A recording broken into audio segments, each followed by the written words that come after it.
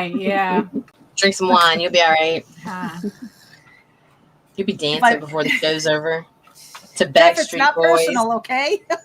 It's been a really long day. Yeah, that's for sure. Yeah, today was one of those. I think busy, that's busy. I think that's all around. Yeah.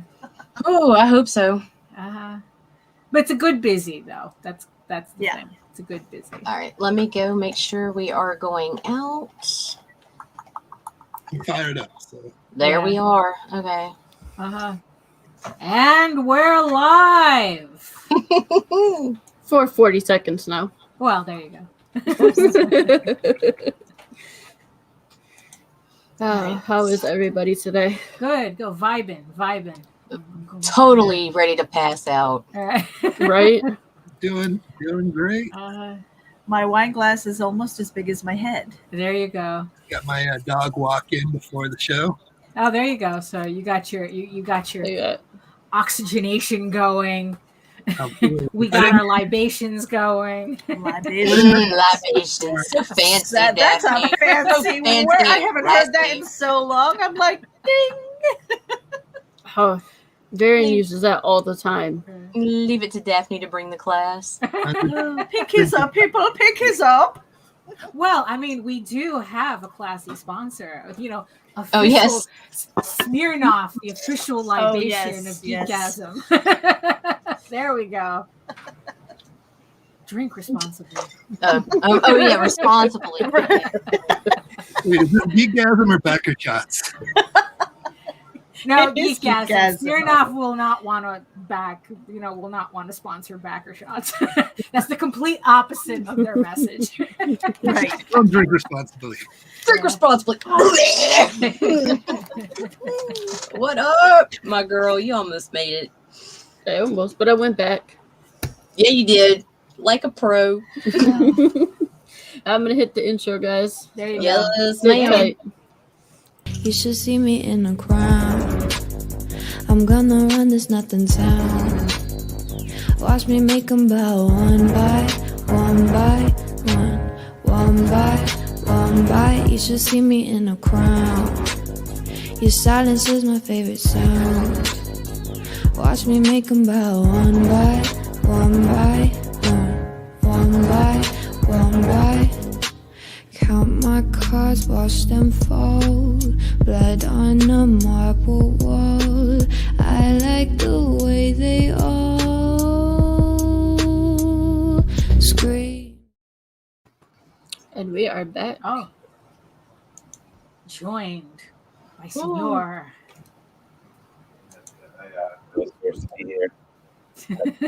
Master Varian, you made it. Yeah, barely, man. I was trying to stay, incognito today. I wanted to. Nah, bro, somebody's got to read them questions. Yeah. I guess I'll be here to read the questions. That's my only job here. Right. Unhinged Entertainment says, ahoy to the voltage, swinging back to tickle the algorithm. Thank you. Thank you. Did you say tickle? Yeah, tickle the algorithm, yes. Whatever it takes. It's a little tickle. Let me tell you guys about tickling. Hey, Joe. Joe will appreciate this. Joe will appreciate this. So, guys, here's the thing. Okay. A couple months ago, I was at the dollar store and they had some face and beard wash. Oh. And I said, I'll try it. Why not? And I really like the beard and face wash. I really would like for Dollar Tree products. They are very good. Okay. Well, so I bought some more. Well, I did not realize that I could not. Well, okay, I usually just put the wash on my hands and do it on my face, Well, this time I put it on the rag, and I realized that after a minute, oh crap. I rubbed this body wash all over my body. Okay. Well, if it's good for your face, it should be good for your junk, right? Yeah, but it tingles. It tingles like minty fresh tingling, and I'm like, well, but that's good though. That's good. Well, that was good. It was good.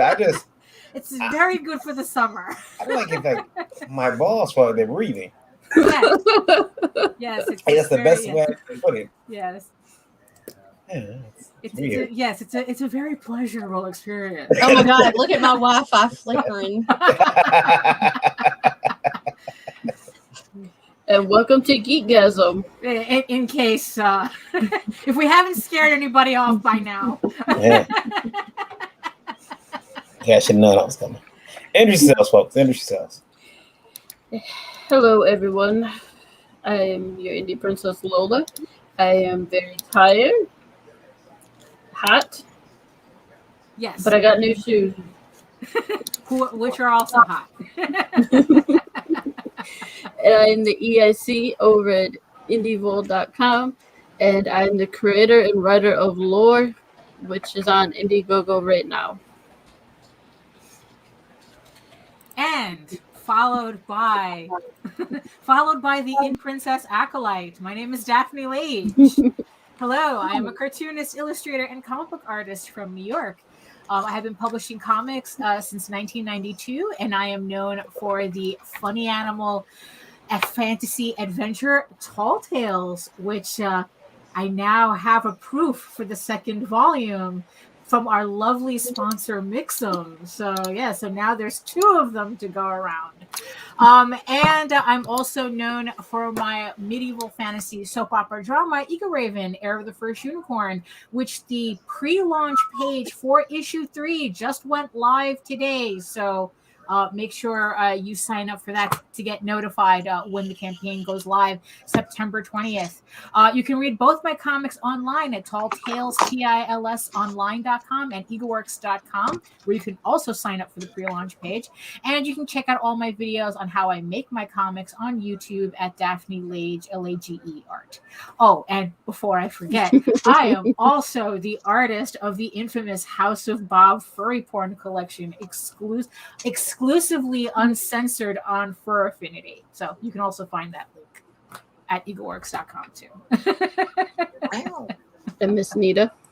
My name is Nita Lanning. I am a writer, vlogger, blogger from Southeast Louisiana. I am co-founder of Rage and ABC with my partner Meredith Logren. I am social media manager of Arrow Comics 4.0 and Indie Volt Radio, and co-host of Becker Shots on Saturdays. Was I successful? Did I get it? Yeah. All right. What up? 1 for 10. Meredith. Hey, you guys, I'm Meredith Lochran. I am the everything that Nita said. I am one of the founders of Rage and ABC, as well as an associate editor over at Geek Insider and the executive producer of the Geek Insider podcast. I am a writer. I am a social media manager. I am a web designer. I am a jack of all trades, master of none. I'm exhausted, and I have a wine glass that's nearly as big as my head. I think I said that before. Yes. So I will pass the mic. That was insulting, Meredith. I feel like you just said, I'm everything Nita Lanning just said and more. Oh, no. It's the wine talking. We know. Mr. Jeff. Well, thank you for having me. My name is Jeff Weber. I'm the artist writer of the graphic novel The Scientists. Ooh, there's The Scientists. And I am also currently crowdfunding on Kickstarter Bug Hunt. Other than that, I am also a game designer, a magician, father of 4 kids. Which requires being a magician. Yeah. Mr. Grant. Oh, hello, everyone. Yes, my name is Varian Grant. With tingly balls. With tingly right. balls and hot That's wine. Minty fresh. A.K.A. Mama, there goes that man again. Better known as News at 11. Your child's favorite artist. Founder of Indie Volt Media, LLC. I was told that my big claim to fame should have been Lola's baby daddy. I said big claim to fame. I should use that more often, but I have been also the founder of Liberty Entertainment Distribution Group, which has taken all my energy today. I spent the entire day with Belle.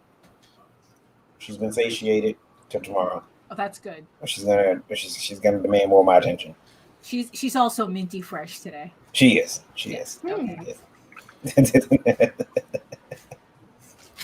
Yeah, they've been working that warehouse and then got a chance to get out. And Did everything went well? Everything went well then? everything that could go wrong went wrong. Of course. Nice. Isn't that the way it always goes? Yeah. Like But you just watch it. was there a No, happy ending though? if everything went right, I would be questioning whether or not I was alive. I'm like, am I dead? Yeah. Is this hell? I've been kidnapped. Right? Made it Send through. help. You know, the funniest thing was that I got there to the warehouse, and I'm worried because like I don't know, like had they came there because Randy will sometimes scare the heck out of me and say, hey, this is gonna happen, and if you're not there for it, because Randy was like, you know what, I bet you the pallet is on the road. They set it by the curb by the warehouse, and that's it. And I'm like, what? And I'm thinking that's 27,000 books out there by the curb. I don't know why I allow myself to believe this. So I can. I mean, it's not like they were delivering it to your house. They were Right. delivering it to a warehouse. Right. So the system's a little different. So I get there, and no books are there, and I'm calling around, and they're like, well, the funny thing, listen, when you call someplace, and the amount of books goes away, not the money, the amount of money that was paid becomes a priority for it. Oh yeah, absolutely, yeah. So when I call, I'm like, hey, where's my order? Where's my books? We don't know. Oh. I'm like, what do you mean you don't know? We don't know the name of the shipper we gave them to. I'm like, so I finally get the name of the shipper, and I call the shipper, and notice I'm not doxing any companies here. Right. And I call the shipper, and I'm like, hey, where's my books? And they're like, oh yeah, they might be here or they might be on the road. Oh, well like, then. Yeah, You have a 50-50 chance. Yeah, and I'm like, that's not gonna fly. I got 16 grand worth of books out there. I want them now. Yeah, right. Ooh, you pulled the. Do you know who I am? Yeah. I had to go down. I had to go down to my Vince McMahon voice. Uh-huh. I want them now. And were you getting these books shipped from China? No. They're right here in America. Oh, okay. And I'm like, so the good news is that they were like, well, they said you can come up to the hub. Now Randy had come down to visit me, and they said you can come to the hub and pick your books up. Oh yeah, no, bitches, do your job. How in the fuck are you going to transport them? Yeah. Well, see, they tricked Randy and I. They told us we can come and get some books. Mm. Well, when we got there to the hub, they were like, no, you had to take them all. And I'm like, we can't take them all. Right. Randy's got a small SUV. Yeah, like, look, we're driving Miatas here. We got 3 pallets. Stop it. We paid for a truck to begin. Yeah. Dude, are you going to be looking into a new shipping company?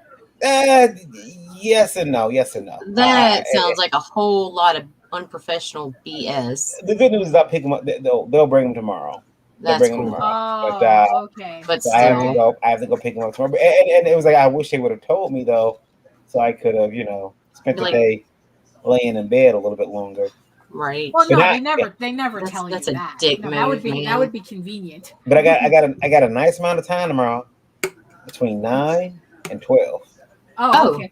All right, like a cable company. Yeah. Oh God. Yeah. Except I'll be at a warehouse sitting in there. I had a pallet of the Scientists hardcovers on a container ship from China, and that took a solid month longer than what they told me it was going to take. Oh yeah.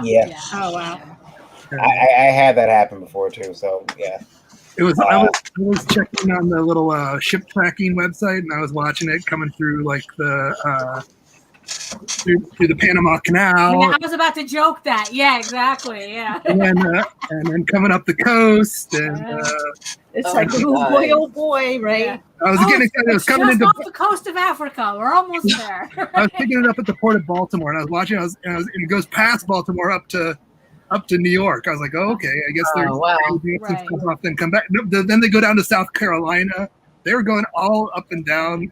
I was like, when are they going to go to Baltimore? Never. Oh, gosh. I sent a package to Pops Van Zandt, who's about 2.5 hours from me in Michigan. the package left Michigan and went to Pittsburgh. Yeah. Yeah. I'm like, I could have drove this to his house. Uh-huh. Yeah, it was crazy. Well, that happens to us all the time. Meredith will send me a package. It'll go to Texas and come back to Louisiana all the time. And don't even talk about Daphne's packages. I watch them fuckers travel the whole continental U.S. Well, hey, look, I've had some go all the way to Europe Only to and me, then come though. back. Are you serious? Yeah. Holy It crap. stayed in France for like 3 weeks, and then I will cry, Daphne. I will cry. Hey, look, at least it was still trackable, so I was able to watch the whole thing. So it wasn't lost. Every package I get from Daphne and JD makes a stop to Jamaica, Queens, and sits there for a couple days. Yeah, yeah. Mine stops in Chattanooga. Does it?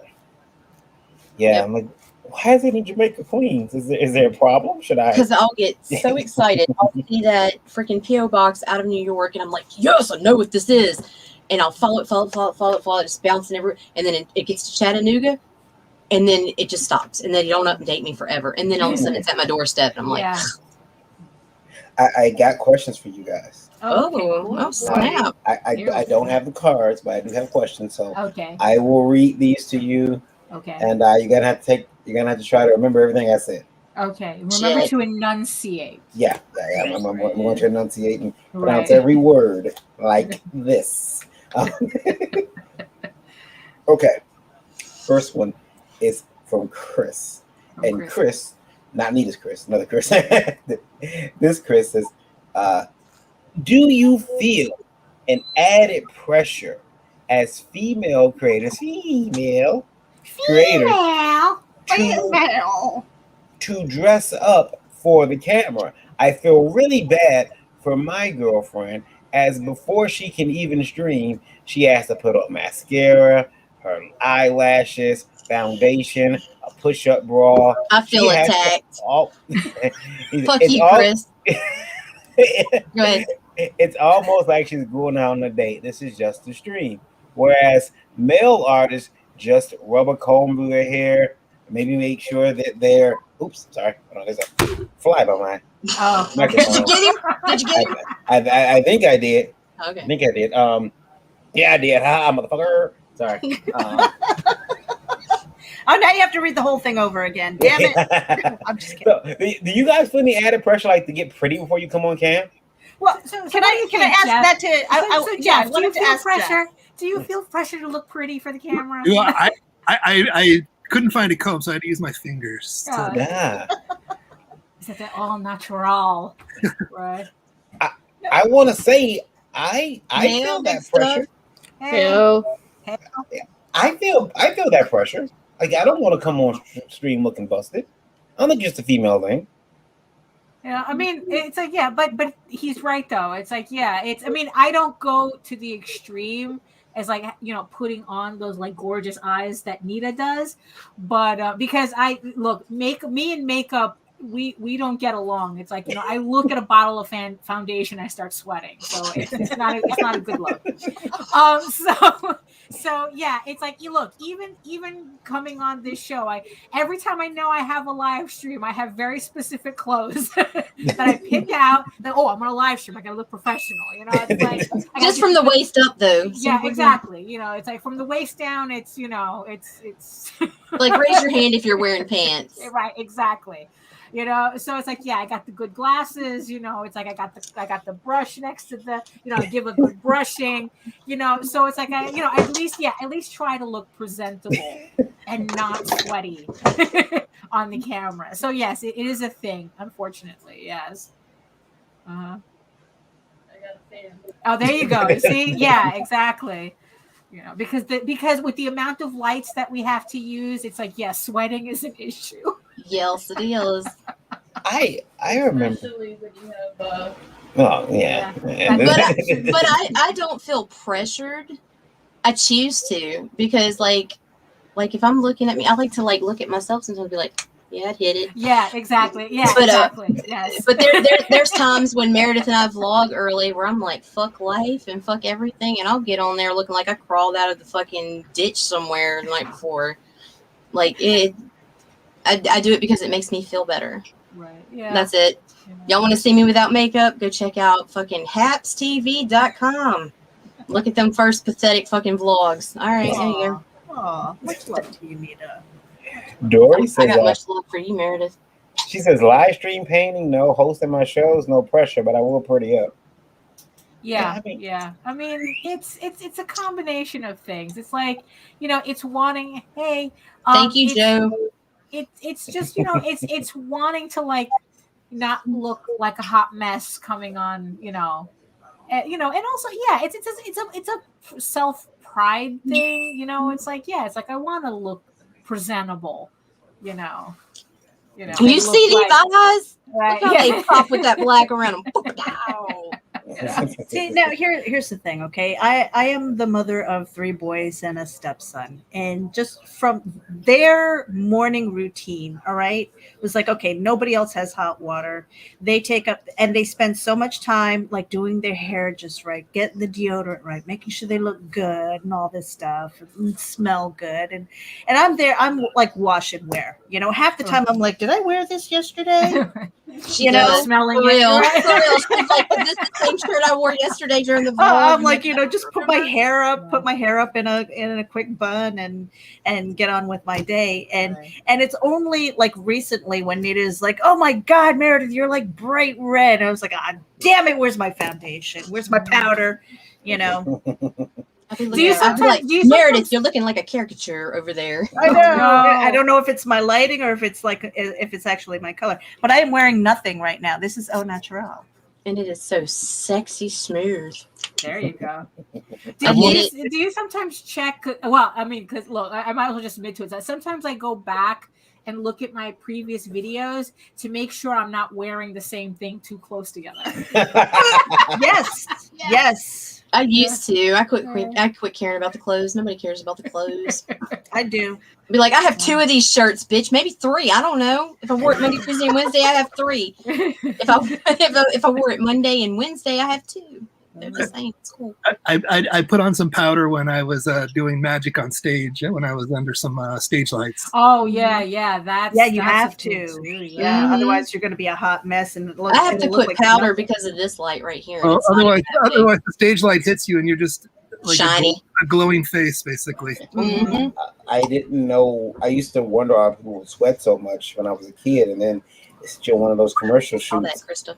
And those lights are shooting down at you. Yeah. And you're like, why is this happening? Why is it so hot? And I realized it was those damn lights cooking me like a hamburger at McDonald's. Right. Yeah, exactly. Yeah. Yeah. I mean, it's like the lights. Yeah. Just look, the lights for videos. It's like, sometimes that's just enough to get you. And in the room I'm in, 0 ventilation. Like right, I'd be. Yeah. Oh. Lola, did you realize your chair wasn't on? Mm-hmm. She's like, my chair's not working. And nobody told me. Oh, yeah, that's dude, true, I was too busy looking at the Hail Hose tank top. Yeah, that's true. Yeah. You can't even see that. I know what's there. The next question for you guys is one that I'm pretty. I know you've all heard before, but it really this comes from a young lady. Okay. Sarah Ann. Let's gird your loins. Yeah. Sarah Ann says, what exactly is wrong with the term strong female character? And Daphne's already grimacing, Nita's drinking. And can you point out which character soured you on the term? That's from Sarah Ann. That's interesting. Well, okay. So Jeff, being our guest, yeah. do you have any opinion on the matter of the term strong female character, just in general? Daphne, why would you scare him like this? Because he's our guest. At least let him get a crack at the question first. There's a lot of history to this one, isn't there? Yes, sir. To me, it sounds more like marketing speak. Yeah. I have no issues with it.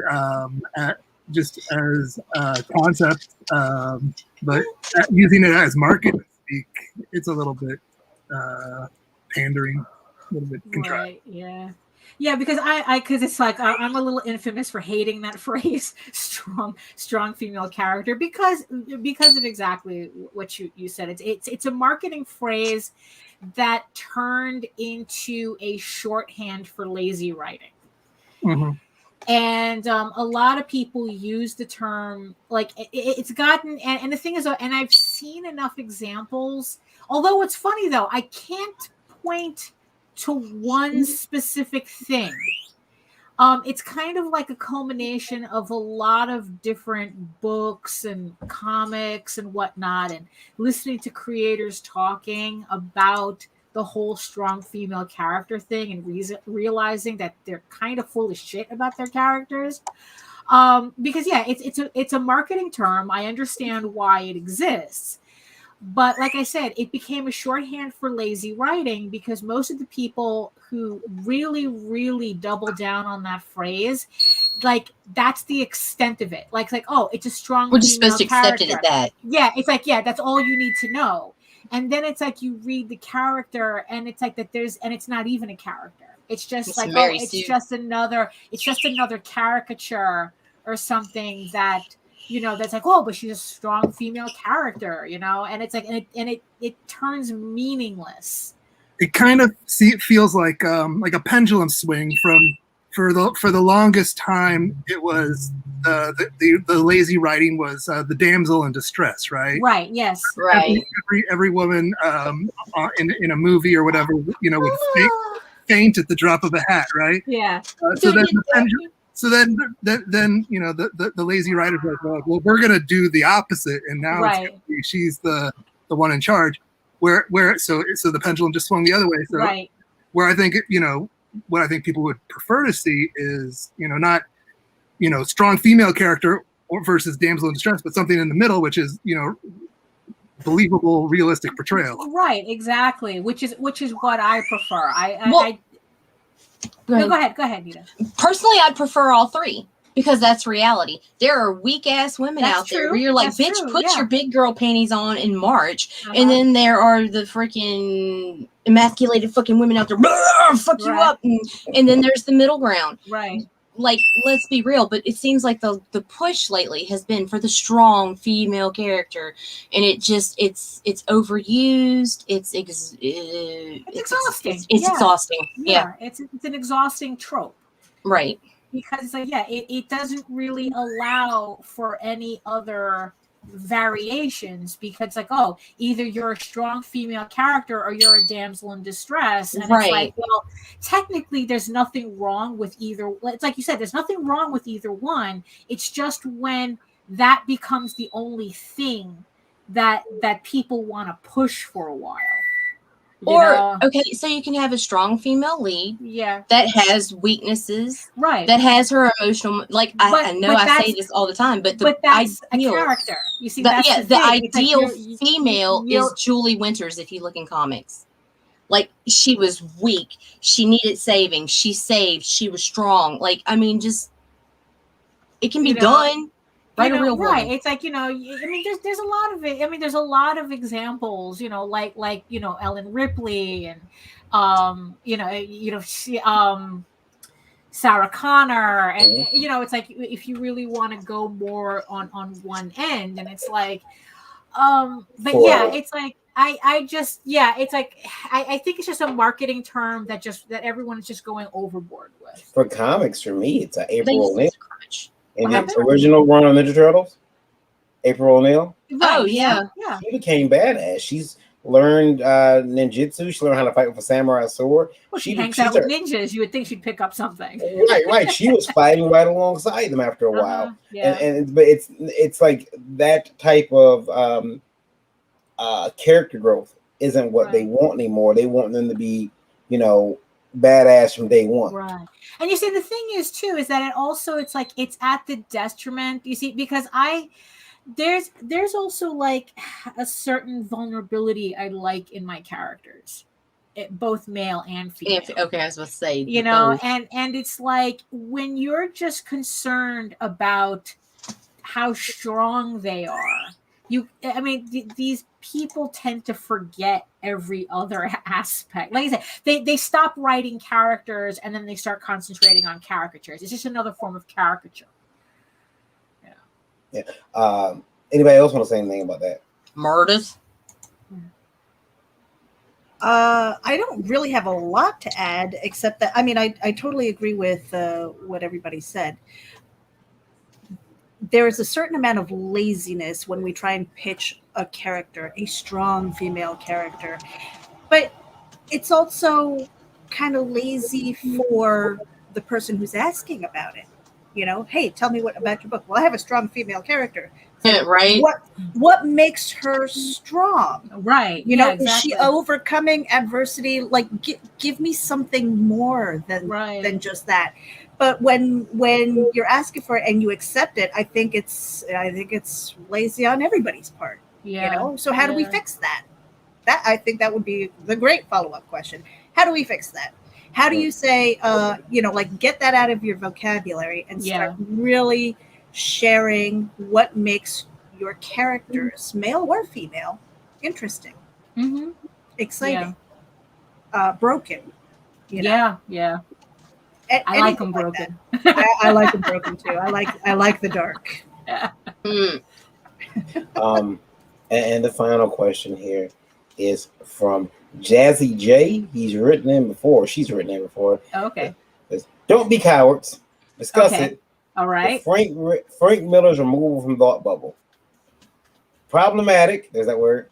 Or there's another word that should be removed. That should be taken out to the back shed and shot. Yeah.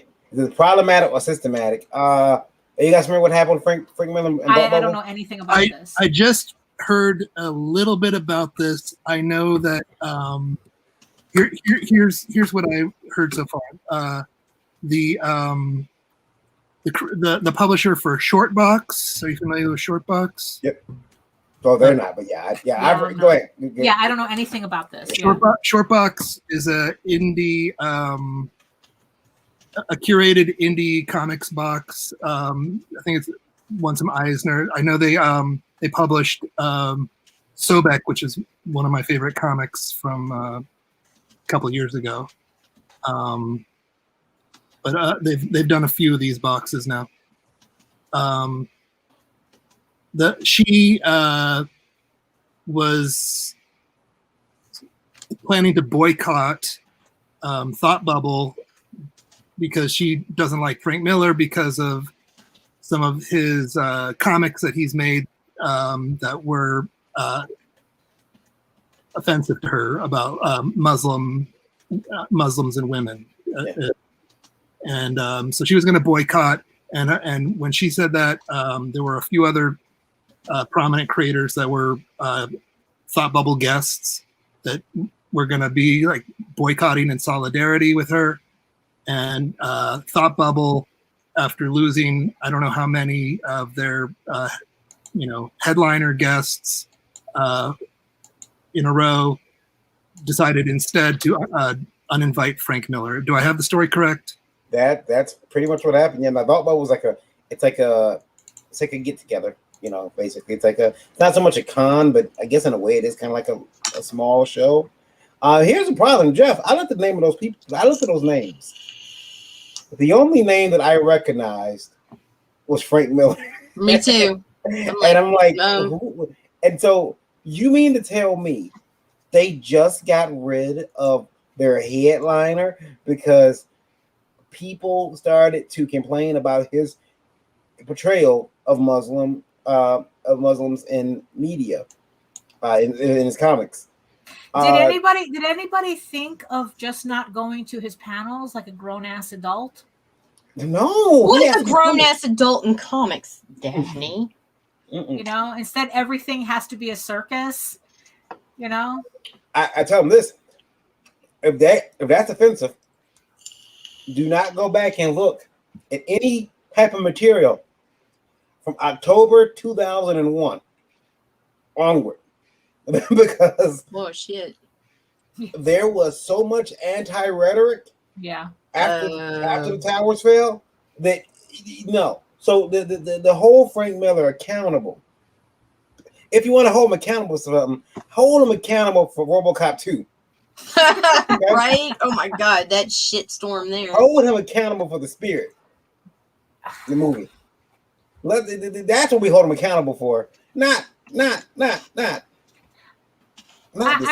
mean, So who are people angry at? Are they angry at the creators who were wanting to boycott? Are they angry at Thought Bubble for changing their policies in response? I'm angry. I'm angry at Thought Bubble. I think they should have told people. I mean, look, like Daphne said, you don't have to go to the panels. Right. I mean, it's not like they didn't know who Frank Miller was, you know. And the thing is, though, it's not like any of these people don't know who Frank Miller is.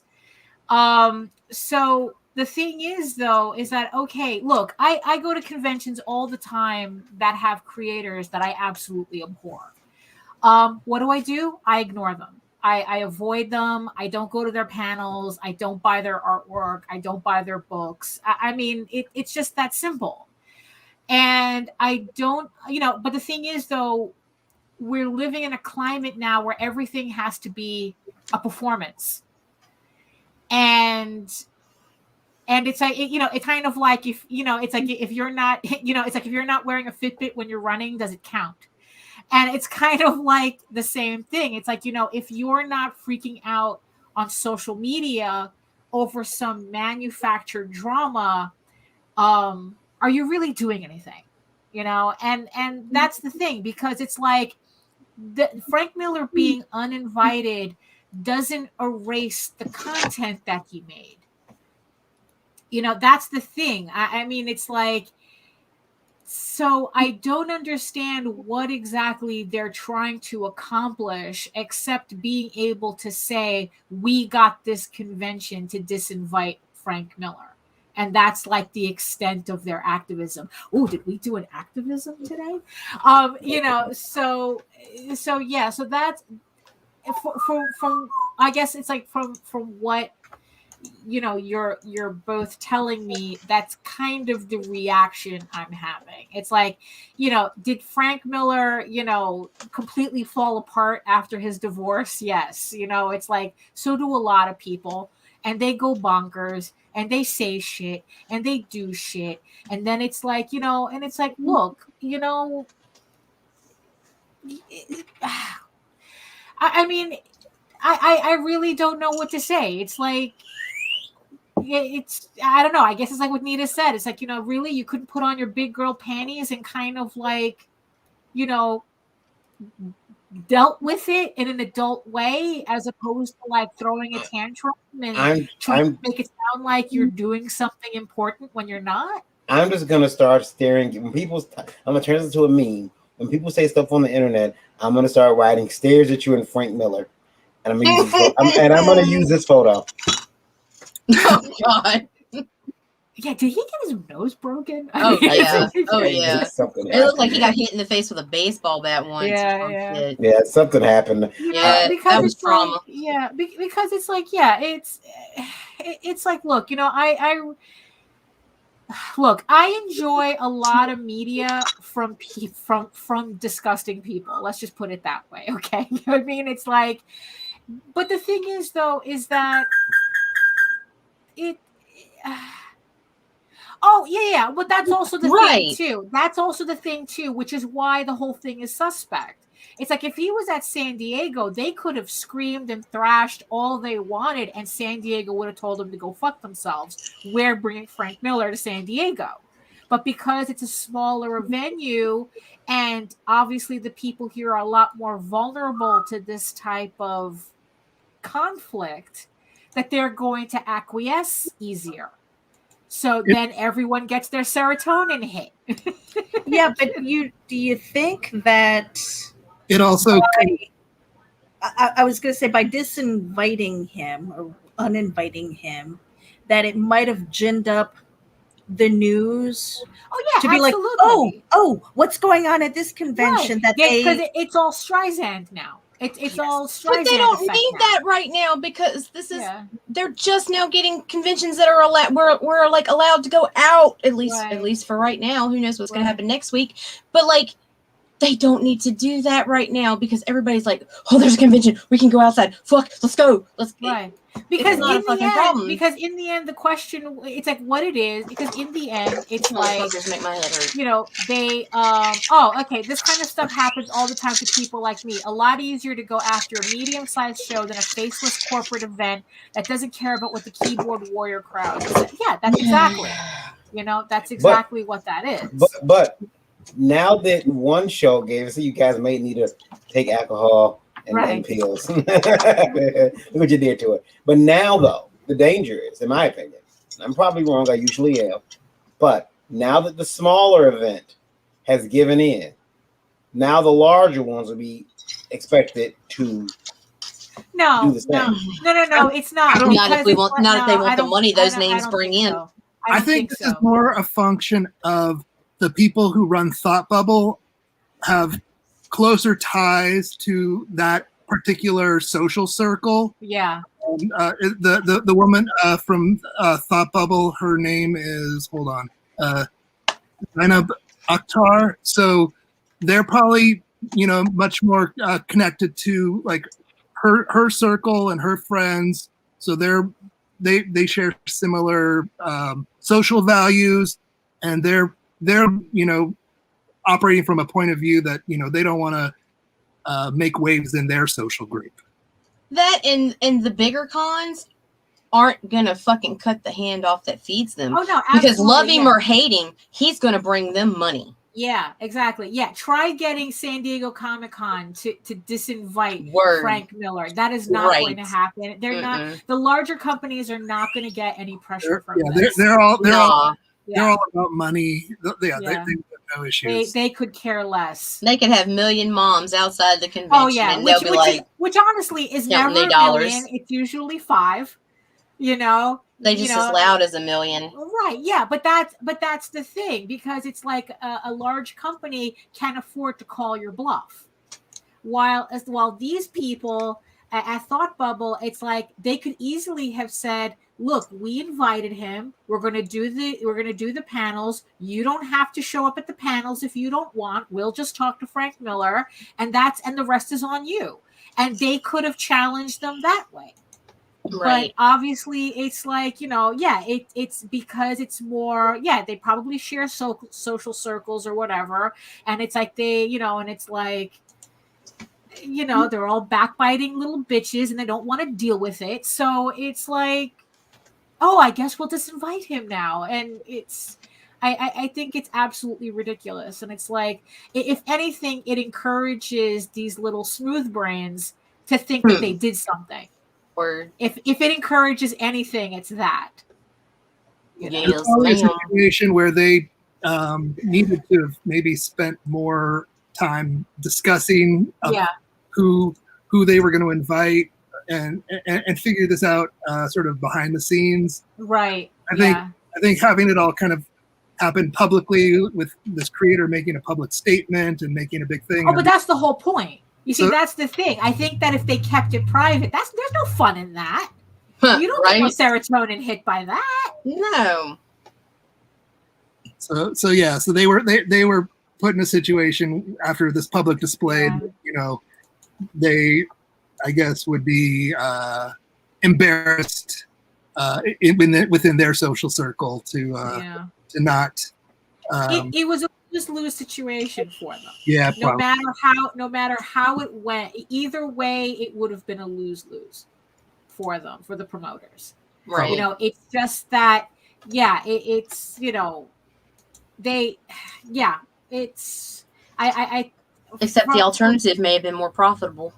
Well, that's true, because then it's like they could have done, it's like, oh, see Frank Miller, it's like the dude that they don't want you to see, like they could have gone completely asshole over it, it's like Frank Miller's a draw.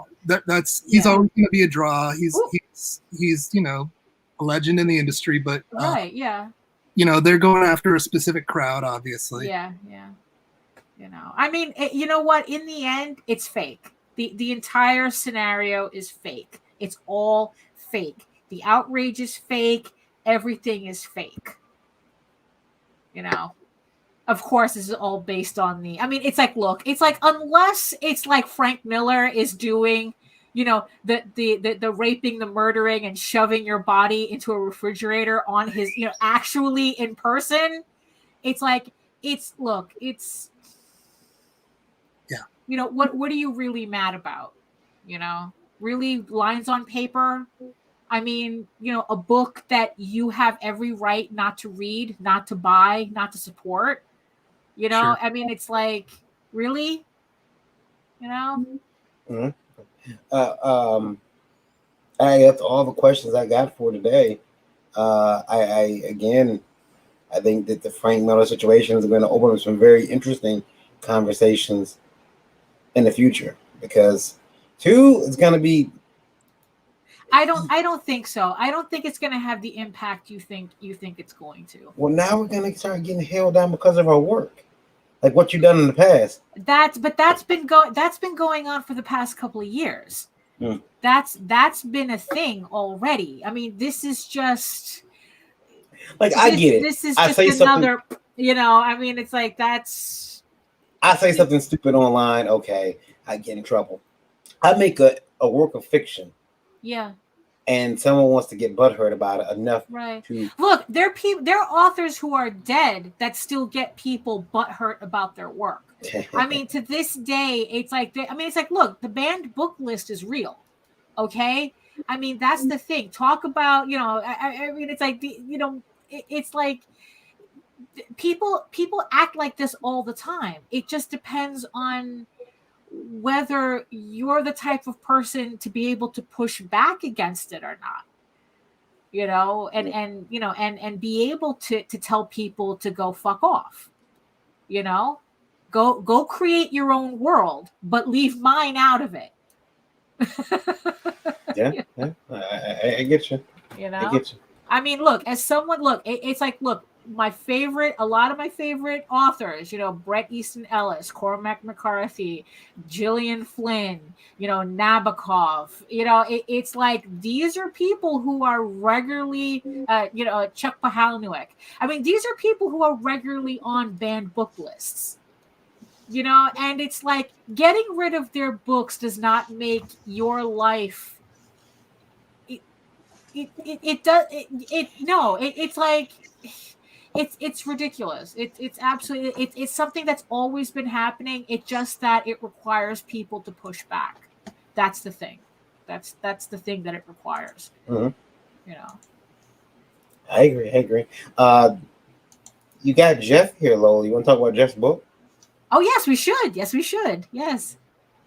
Are you on any banned book lists, Jeff? Not yet. I hope. Fingers crossed. I was going to say, is that a goal? Someday. Do you have the link for your comic?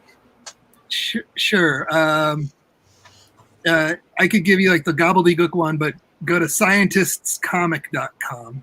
There you go. Yeah, there it is. Mayor's got the Kickstarter. Yeah. There's the direct one. Scientistscomic.com has a link to that one. But there it is, the Kickstarter.com. Bug Hunt. So here's the pitch for Bug Hunt. It is a sci-fi action adventure comic about a blue-collar space pest control guy who mistakenly ends up on a space station that's being attacked by robot spiders. There it is. And his extermination pest control skills might come in handy when it comes to helping the station save themselves from the robots. That's funny. That's very an excellent premise, sir. Thank you. So. And then what's funny is that I see that artwork and it's like, I would have never put 2 and 2 together. Yeah. So we're got about 20 days to go. I think we're a little around 60%. So we're doing good. Now, is this cover indicative of the artwork that's inside, or? Well, if you scroll down a little more, you can see the inside art. So. Okay. So. There we go. They're different artists, but I think they're both good. Mm-hmm.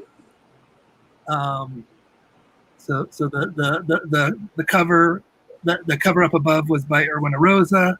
This art is by Joe Wong, and if you scroll down a little further, and there's a variant cover by me. No, because I only ask because it's like, sometimes it's like you see those hyper realistic, those realistic looking, like that Drew Struzan looking cover, and then it's like the interiors look like Bruce Timm. Right. It's like, so yeah, it's just, so it's like, yeah, it's not a knock on anything. It's just like just wondering. It's like, is it, especially with the premise, is it like, oh, you're going for Starship Troopers, or you're going for like Looney Tunes, type of look, It's probably closer to like Starship Troopers. It's sort of like, in that, Starship Troopers, Men in Black, Arachnophobia, Tremors, that sort of wheelhouse of action comedy.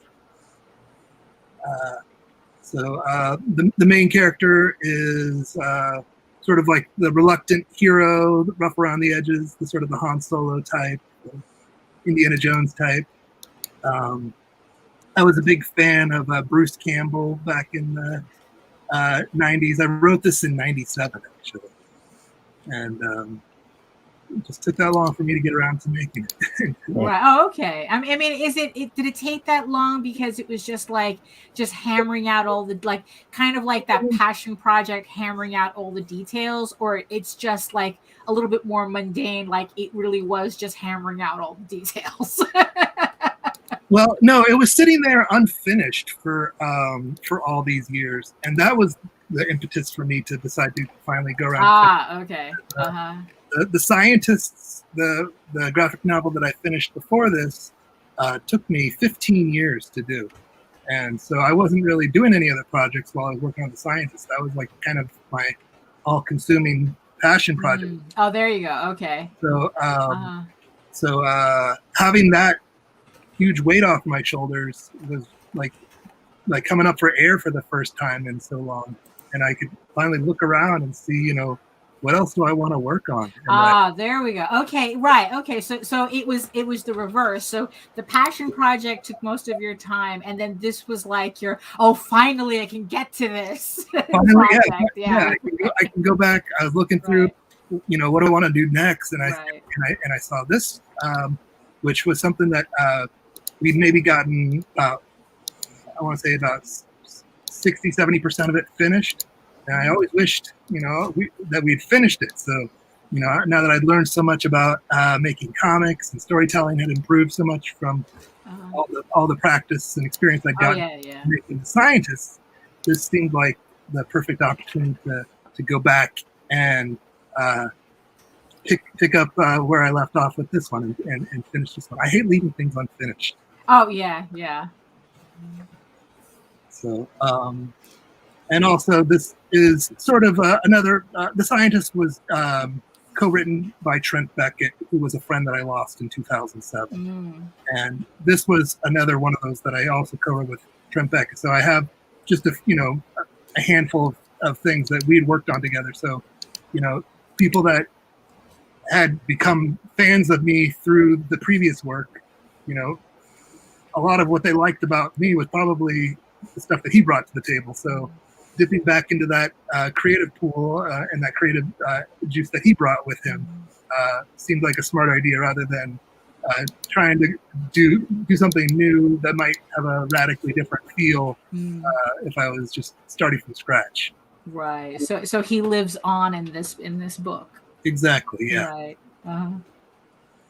So is the book done, or is it still in production? Well, the book that's being kickstarted is the first issue. So this book is everything's written, everything's drawn. I'm still in the coloring process. Oh, okay. All right. But other than I just got a pledge.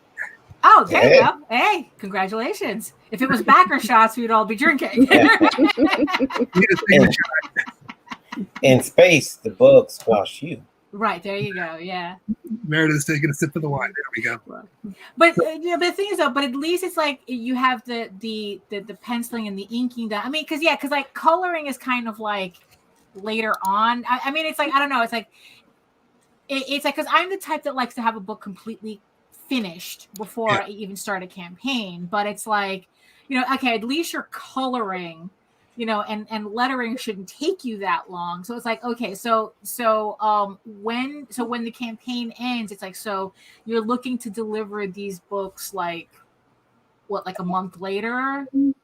Well, I'm giving myself 2 months after the campaign to finish the coloring, and then probably, I don't know how long the printer will take. Maybe it could take anywhere from 2 weeks to 6 weeks, depending on how backed up they are. And then I'll probably give myself another 2 to 3 weeks for the shipping. So I'm saying January just to be safe. I'd rather say later and have it arrive earlier. That's true. Yeah, always a good idea. Always. Yeah. So yeah, and I'm with you. I like to have stuff fully finished too. But me too. But I really had to get this one done because I got an anthology that I'm doing right on the heels of this. Oh, so you need to keep it moving. I gotta keep it moving. I gotta clear that slate so I can get this one. And I think I work a little better under pressure. I need that pressure. There you go. Right. If you give me 6 months to do something, I'm going to take 6 months to do it. Right. Yeah. That's how that math goes. Right. That people extend or shorten projects depending on how much time they actually have. I am a excellent procrastinator. There you go. Now, for our radio listeners, where are you shipping to? Is this the U.S. or? I'm shipping everywhere in the world, but I did include international shipping as an additional charge. I'm not charging for U.S. shipping. Very smart decision. She'll break you. Yeah, because international shipping is and if international backers see how much it costs and get scared off, I don't blame them. I would get scared off too. But is there a PDF option for them? There is a PDF option for them. There you go. And also, I actually didn't charge them the full amount that it would cost me because I'm subsidizing the U.S. shipping. So I figured I could subsidize the international shipping at least that much too. So, I knocked off about $5 off the international price of what it's costing me. So it's still a lot, but yeah. But not as much as if I was charging the full amount. But I did get a backer from Spain. There you go. I got one. All the other international backers have gone digital as far. Yeah. So, what's your most popular reward tier? For someone who's just like wants the. Doesn't want to scroll down on everything. Like for the lazy Kickstarter, Sure. supporter. Well, it's like what's the good tier, the good average tier to support? Well, do you need it? Do you need it in print? Are you you got to hold it and smell the ink? Right. The basic print package is usually what people will go for. The basic print package is the one that says it's $15 and it says the comic. There we go. Number one print copy that includes the digital, includes the bookmark, includes free shipping and your name in the book. That's the just get the comic and move on. Oh, sexy, and credits, girl. Yep. But if you want some of the accoutrements, I do have at some of the higher levels. I have the variant cover. I have a animated flip book. Oh, what's can you go into more detail about that? What's an animated flip book? Sure. If you scroll down, you'll see in the pictures of the rewards. Oh, interesting. The classics. I don't know if you've ever played with one of those. Oh hell yeah, yeah! It's like remember when they used to the little like thick books, and it would have the little animated thing in the corner, and you would exactly. Like, that's what it is. I only got as far as making a little bouncing ball. Yeah. So this is going to be one of the robot spiders, and it's going to be a walk cycle. So it's going to look like it's walking. I was hoping to have the animation done in time to show off for the Kickstarter, but I'm still working on it. I got it about halfway done right now. Right. Well, it is animation, and if you're doing it yourself, it's that's a process. So maybe that'll give me something. You have to update throughout the campaign. So that'll give me something to update when the animation's ready to show off. Right. So I don't necessarily look at that as a negative. Right, okay. Another reason to make a post. Yeah. So you said that you had an anthology coming right on the heels of this. So is it an anthology that you're everyone loves robot spiders? Is it an anthology that you're like curating yourself, or you're just going to have something in it? I am going to have something in it, and I am also editing and curating. It is, okay. It's going to be a slice of life anthology called Stupid Kids. Oh, I love that title. It's going to be about all the trouble that we got into as kids and how amazing it is that we're still alive. Oh, there we go. And that also is going to be on Kickstarter. Yeah. I guess, but so what are you looking like a month after this one finishes? It's probably going to be early 2022. So probably. So, okay. Mm-hmm. Yeah. So right as this is being fulfilled, that right. one will be launching. Okay. So that's something else for everyone to look out for. So I got. Although it's kind of easy to remember, it's like, oh yeah, the anthology, Stupid Kids. I got a story in there about the time I stuck a wire into an electrical socket trying to bring a ball of slime to life after watching Frankenstein. Yeah, there you go. Jeff, the people who are, like, I don't know, a little bit older, we have the benefit of not having our childhood on social media, okay? Right, why are you bringing it back? Yeah. Everybody's got one of those stories. Hey, look, people kind of freak out about the whole concept of latchkey kids. Right? I mean, they left you home alone? It's like, yes, oh my gosh. Their own keys and everything. That's latchkey kids. Get it? Yeah. Well, I love slice of life stories. I don't think they're represented enough in comics. Right. And these stories from childhood are always entertaining.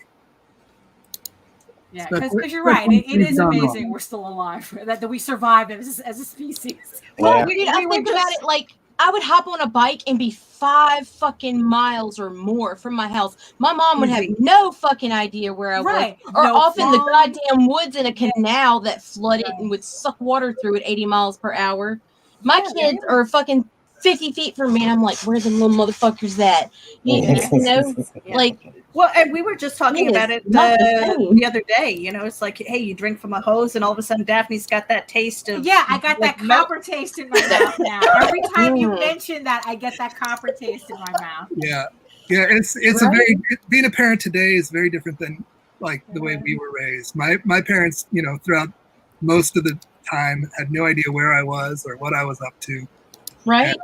If it was summer, the sun rose, you got your ass outside, and you came back. You could come home for lunch and get you a fucking sandwich and some Kool-Aid or a Dixie cup, and then your ass went right back outside. If you was thirsty, you drank from the hose pipe, and you came back in before the street lights came on. Yeah, be home for dinner or you don't eat. That was it. That was it. And I have memories of literally tying a sheet around my neck so that I could have a cape and jumping off the back of the couch. It's like, what if that got yoinked? I could have been like dangling there. Nobody was home. Mine still do that shit. Right? And I think about that. I'm like, man, how many times could I have really died? That's like one of the moments where and never mind the food atrocities we would come up with. Oh my God.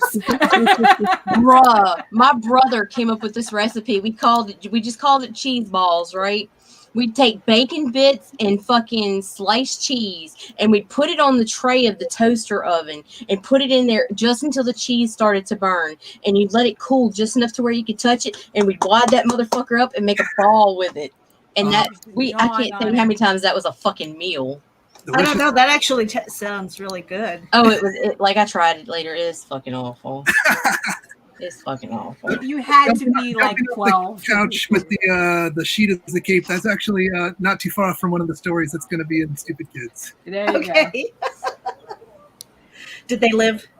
Yeah, that was my one rule is no bummers. Yeah, exactly. Thank goodness. Yeah. Let's not bring the vibe down. Yeah. It has to be entertaining. It has to be fun. Right. Yeah. You know, anybody to be impressed. My father used to believe that he thought McDonald's Happy Meals are horrible. He told me, he could have stopped at McDonald's. Well, he said he didn't have to finish the sentence. Well, because he was like, don't insult the fish fillet, Daphne. It's real like, fish. He was like, I was a Wendy's person. Why do you want McDonald's so much? And it wasn't even like, for me, it wasn't really a toy. He says, you know what?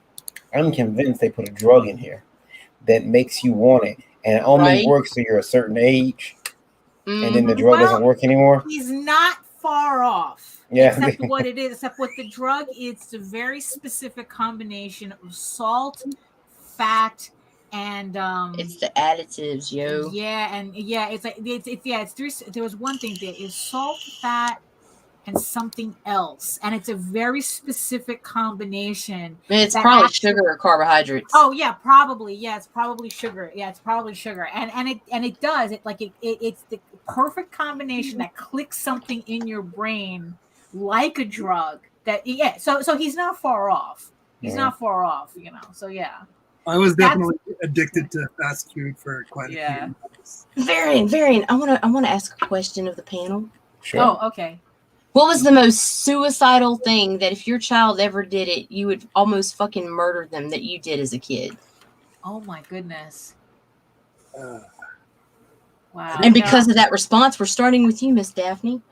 Man, no, because it's like, I was like super sheltered and shit, So oh, like, I was like raised like a veal calf. So it's like, I mean, it's like, I nothing really comes to mind except for the one time for some reason I bolted in the middle of a street at a crosswalk and almost got hit by a car. But that's like any kid could have done that. That's still crazy and bad. I mean, I got it in my head. So it's like I was with my father on one side of the street. My mother was on the other side of the street with my sister. And for some bizarre reason, I got it in my head that if that my mother was going to disappear and I was never going to see her again at that moment. And I bolted. Oh, shit. Yeah. And it's like, and it's like, I remember like the vision of the car almost right on top of me. And it was just like, I don't know what the heck was going through my head. Like why that vision was just like so intense that I had to do that. Oh my god! But like I said, I think I kind of think that kids kind of do that anyway. Like they just bolt in the middle of the street like squirrels. It's like just... Miss Lola, I want to hear your story. Fuck if I know. Dude, come on, you gotta have one story where you're like, if Caden did that, I beat his fucking ass.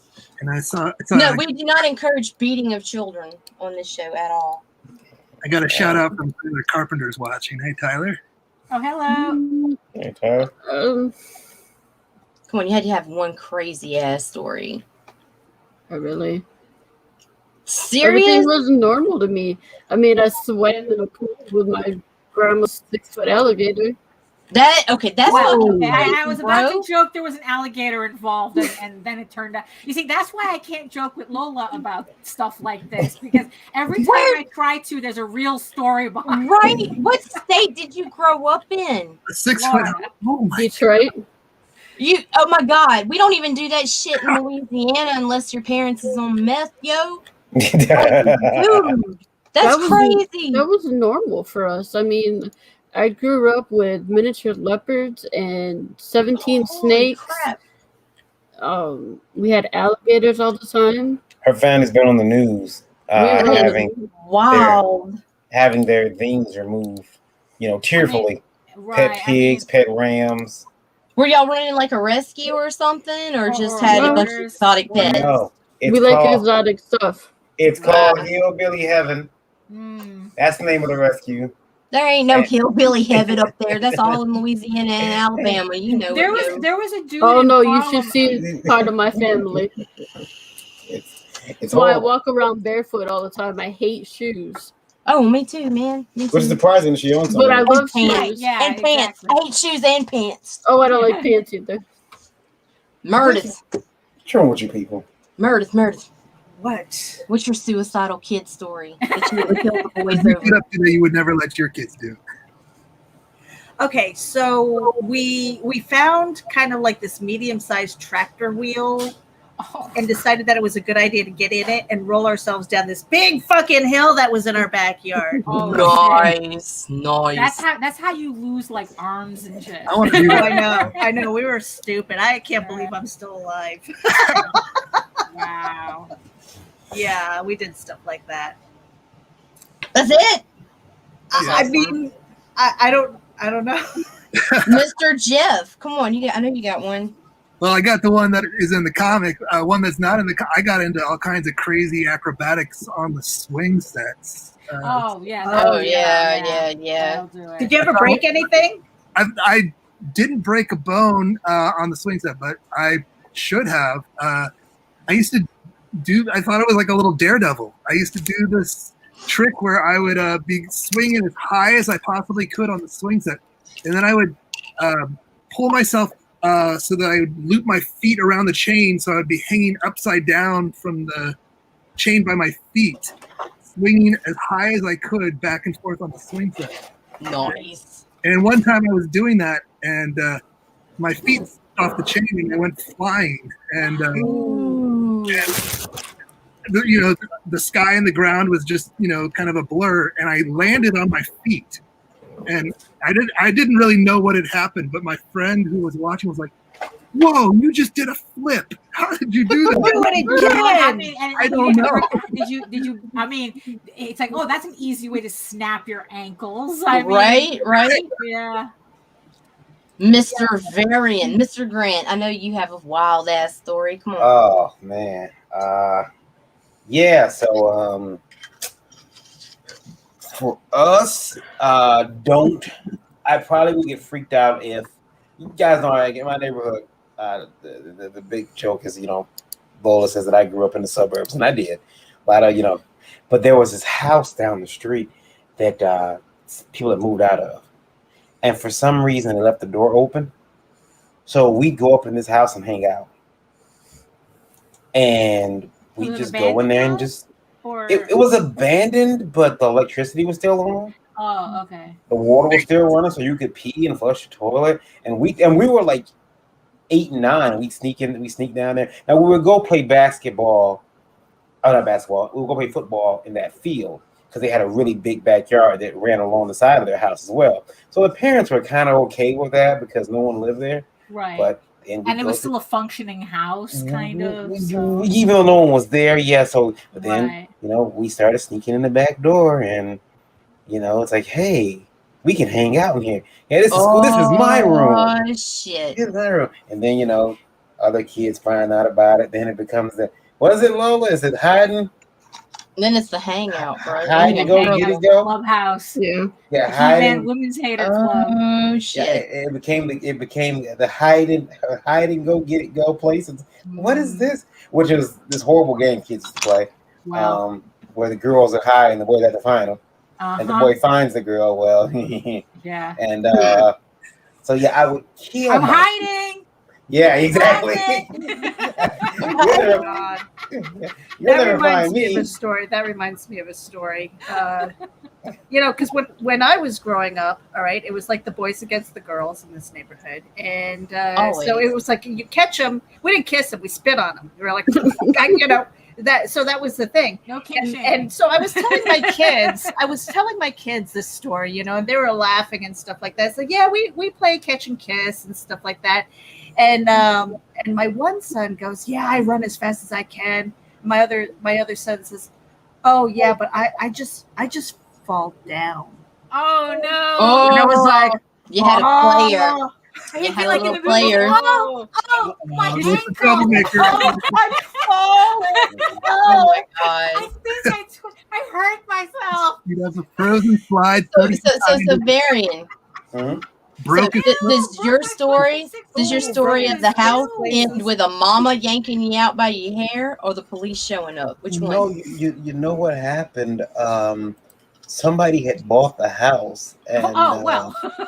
somebody bought the house, but some kids went in there, and the guy caught them in the house, and he called the that police. sucks. I wasn't there. He called the police, and those kids got in trouble for.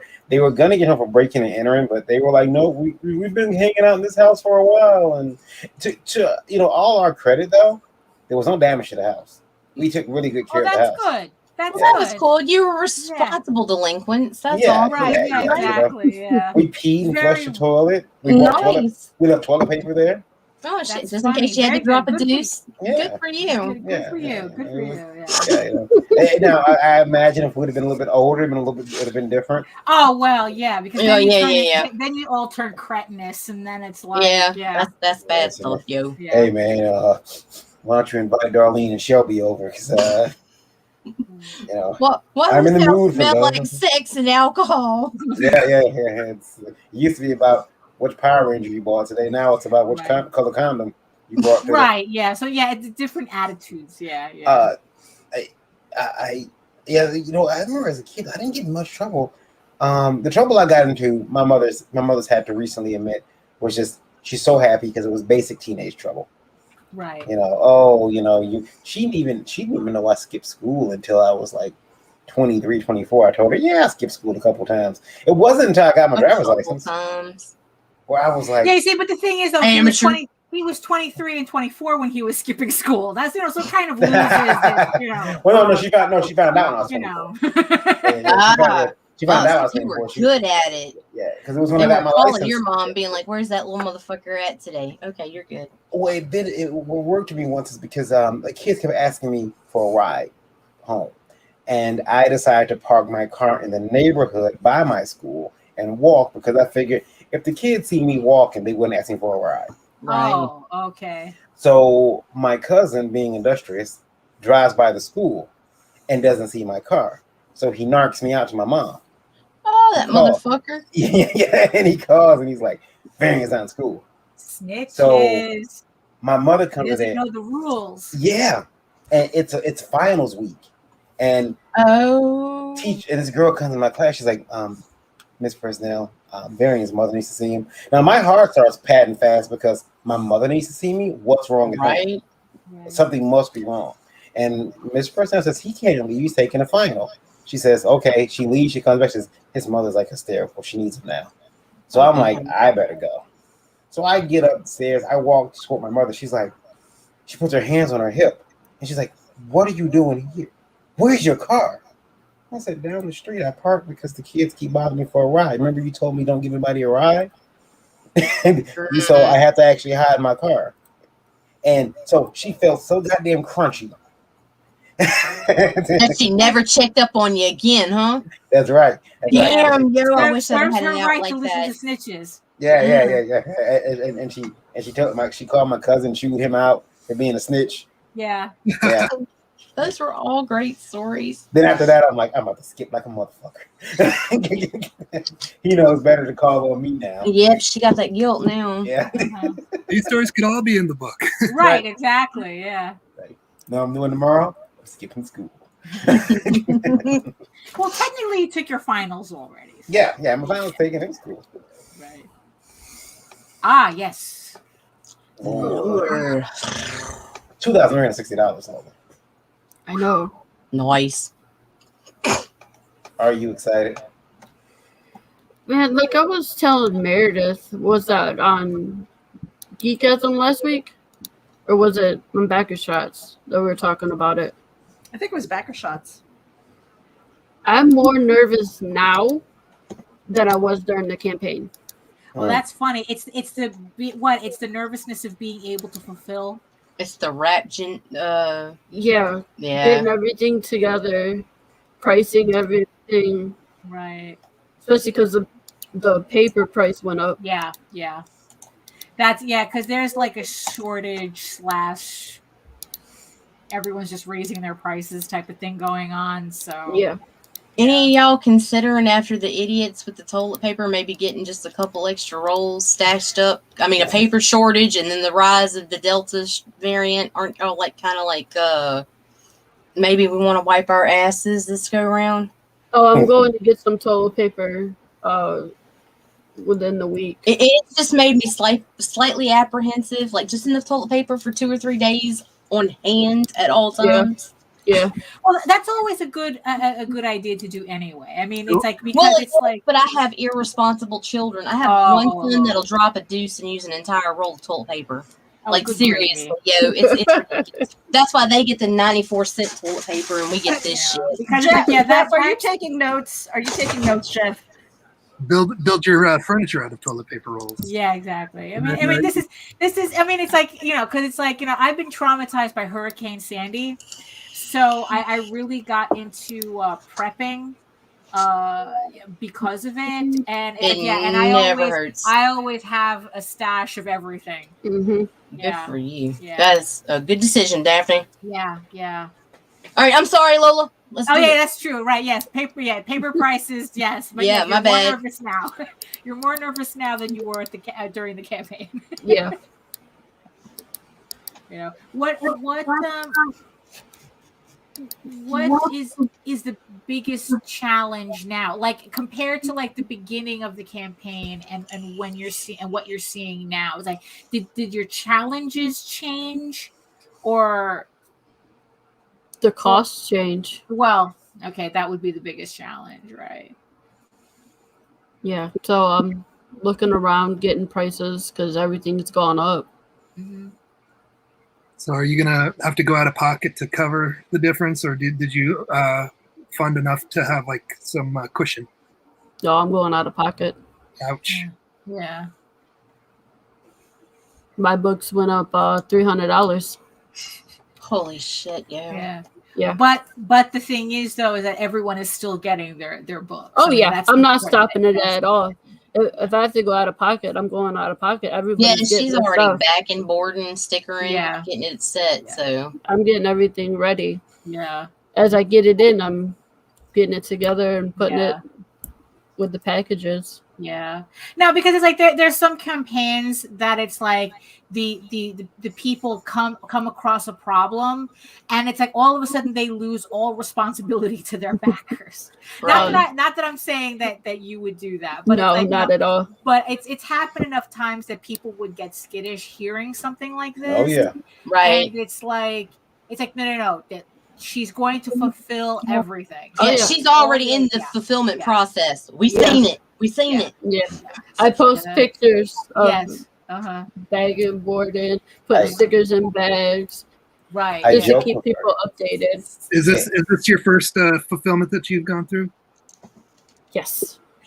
Yes, it's her first. It's her first campaign, her first fulfillment, her first everything. Yeah, she's.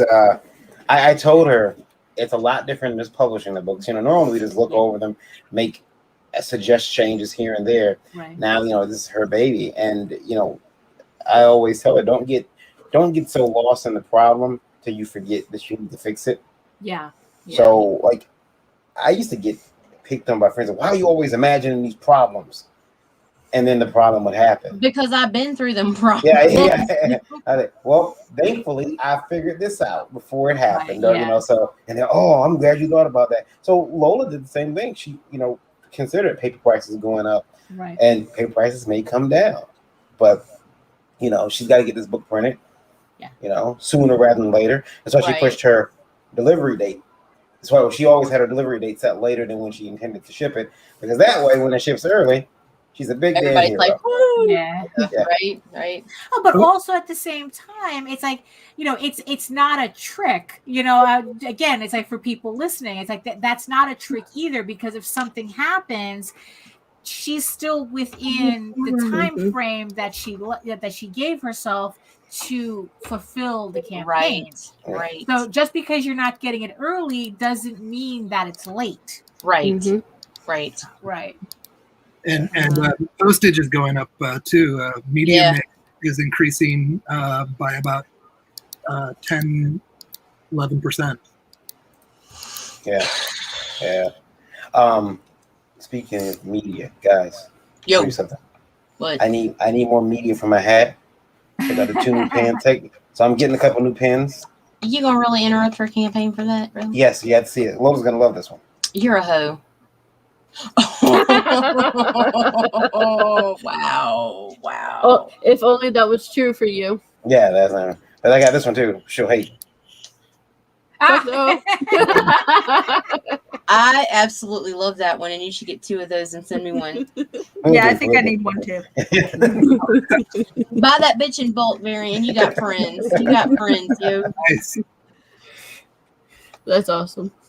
Lola, I will let you wrap up from here. I know that you got to do stuff, so I'll let you wrap up. I'm gonna step off though because I got to go do some stuff here in the house. Ladies, good night. Take care of yourself, yo. Night. All right, I'll see you guys later. Night. Well, so going back to lore though, I mean, even though the campaign is over, it's still currently on in demand until the 2nd. I changed the date to the 2nd because I realized the 1st was a Sunday. Oh, right. Okay.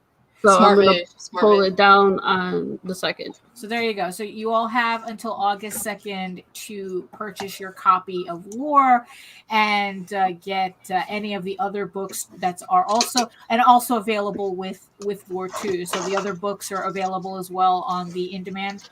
Yep, everything stayed the same. The only thing that I took down was getting drawn into the book. Oh, okay. There we go. Everything else you can get. Are you going to be selling on your own website? Yep.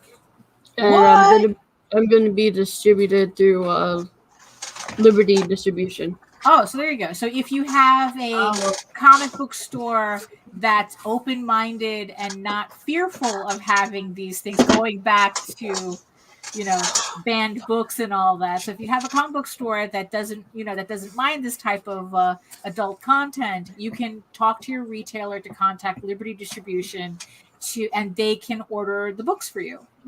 Our comic book stores are pussies. We have 2. They're both dicks.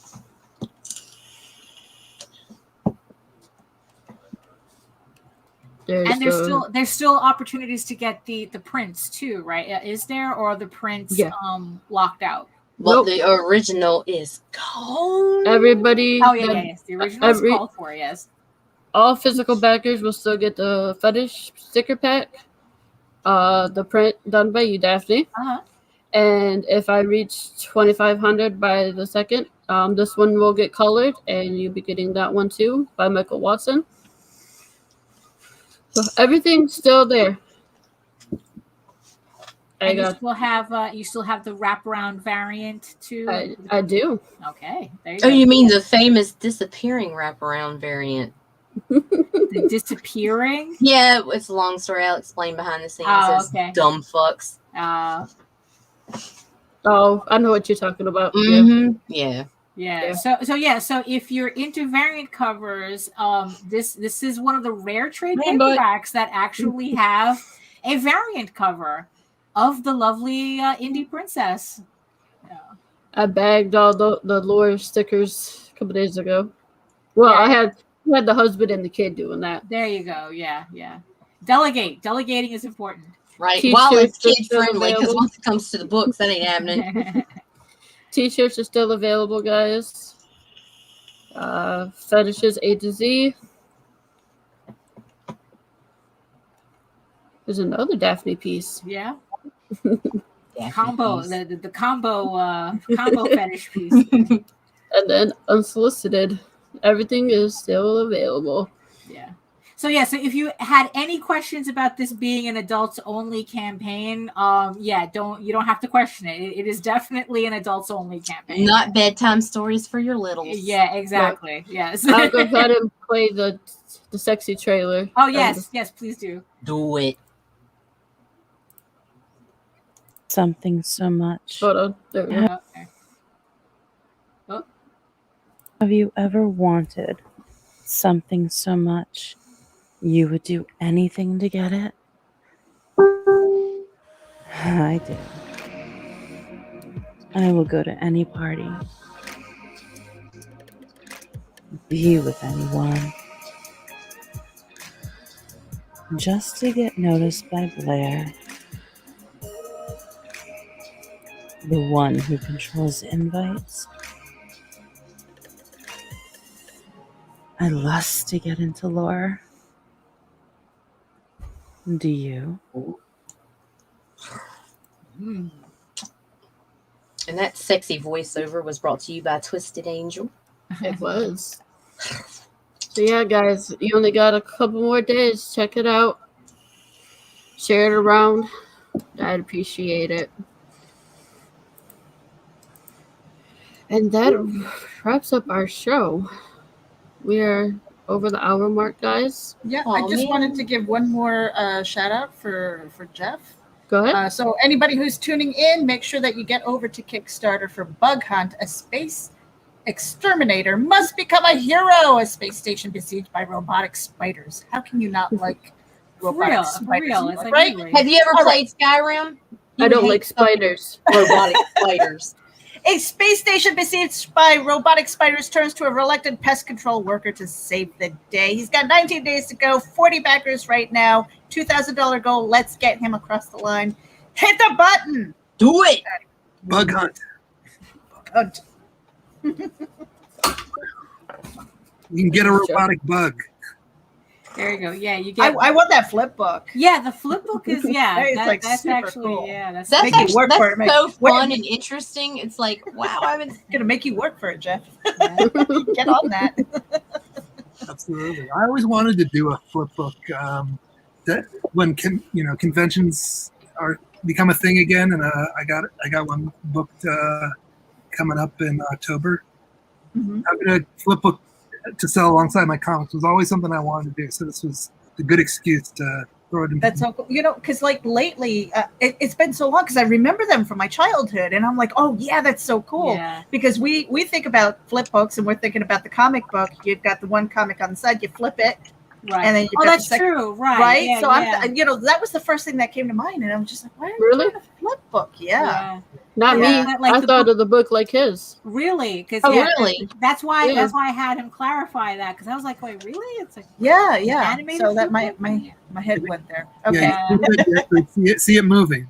Yeah. Yes. I'm only as good as a bouncing ball. Right. Every campaign, I like to do something new. Like with the scientists, I did a 3D comic book, and so this one I'm doing Cool. an animated flip book. Uh-huh. So Well, yeah, Lola, we so, are yeah. past the 90-minute mark. You want to get us out of here? Yeah. Sorry, I got a funny message.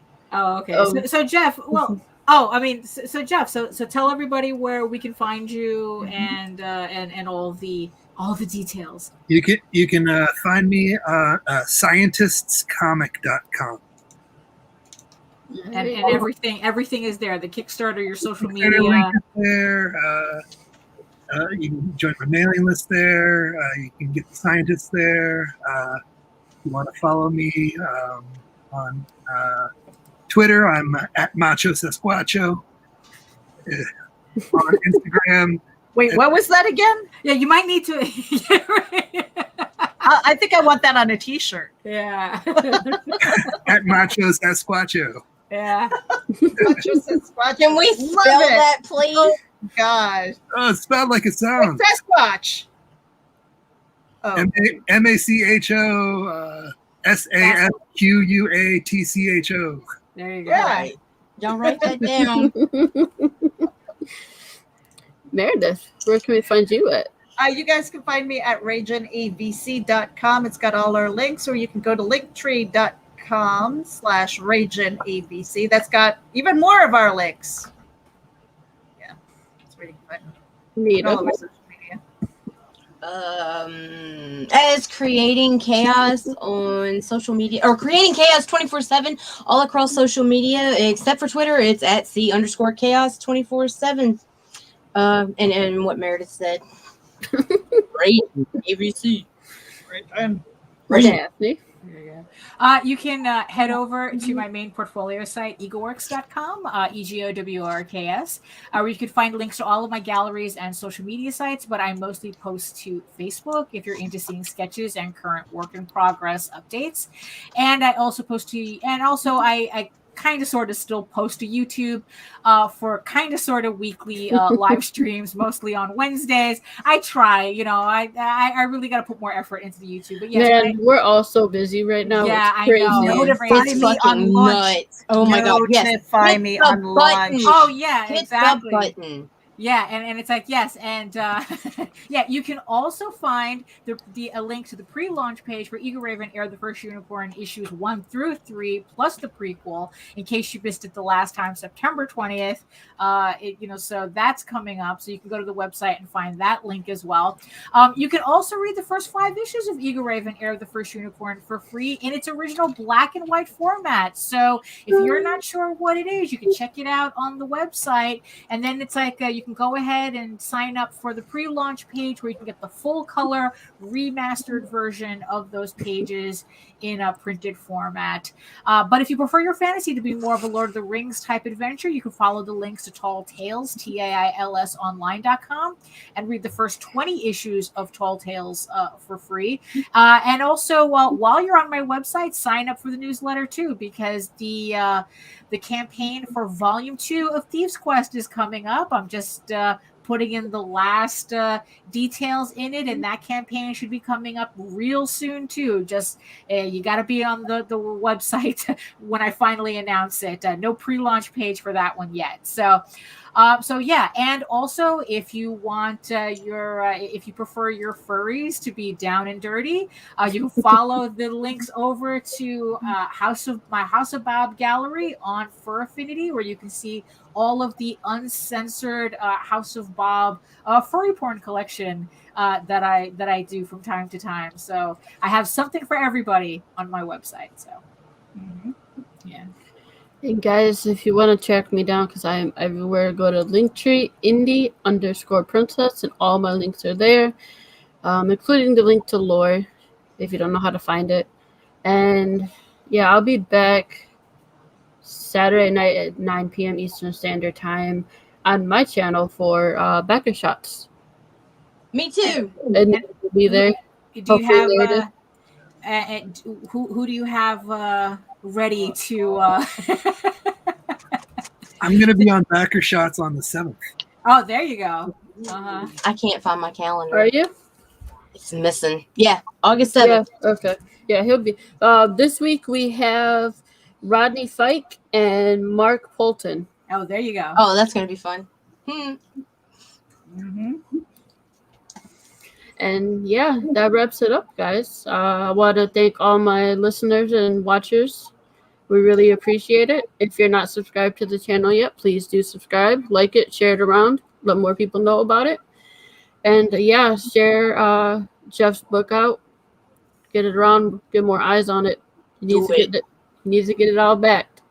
Get it funded so we can hit some stretch goals. Yeah, there you go. Absolutely. All right, you guys have a good night. Thank Ciao. you.